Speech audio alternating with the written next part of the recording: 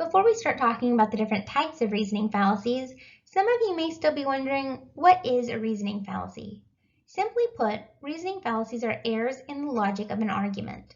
Reasoning fallacies can be found in both inductive and deductive reasoning, and they can be employed by a speaker either on purpose or on accident.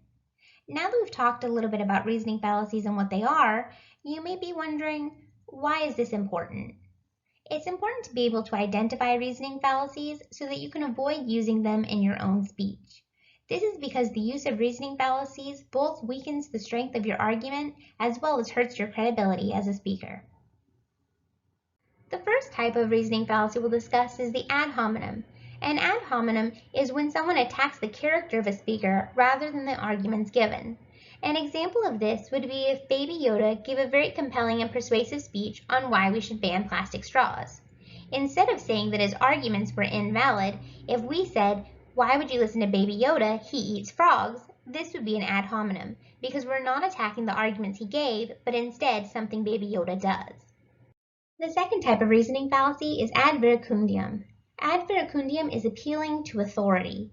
We've all probably heard this before when our parents have told us to do something, and when we ask why, instead of giving us logical arguments, they simply say, "because I said so," or "because I know best."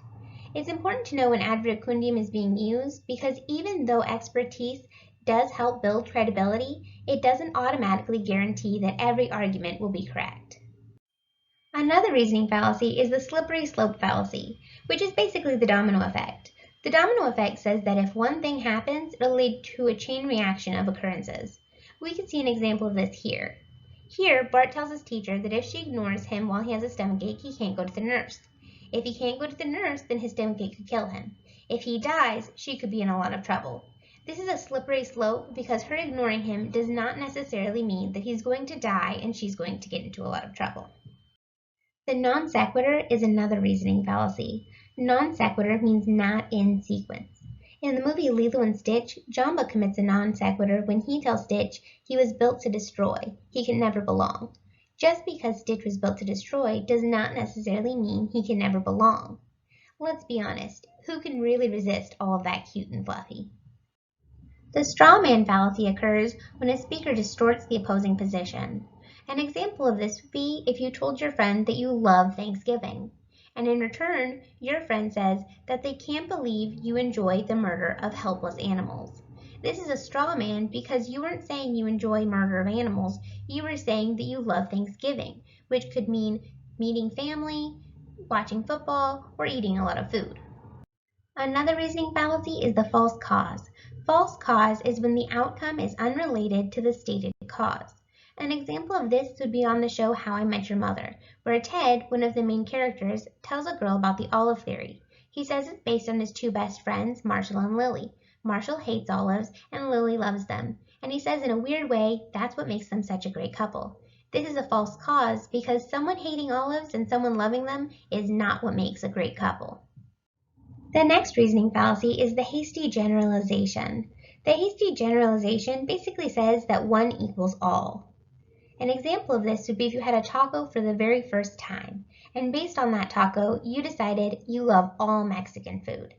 This is a hasty generalization because you can't make an overall assumption about a category based on one experience.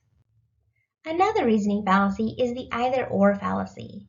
This is when a speaker says that there are only two options available.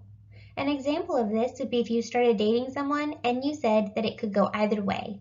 You could either end up hating each other or fall madly in love and spend the rest of your life together. This is an either-or fallacy because there are more than two possible ways for a relationship to go. In fact, this is why you should be wary of any speaker that uses an either-or fallacy, because there's rarely only two options in any situation. Next, let's talk about the red herring reasoning fallacy.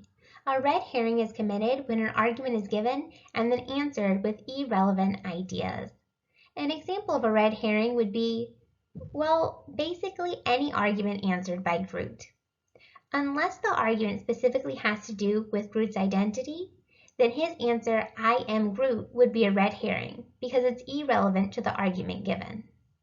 The final reasoning fallacy we'll discuss is begging the question.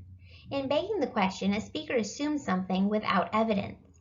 An example of this would be if you told your friend that your art project deserved an A. When they asked why it deserved an A, you told them because it was a masterpiece. You don't have any evidence that it's a masterpiece, but you've decided that it is, and you think that that should be sufficient for your argument.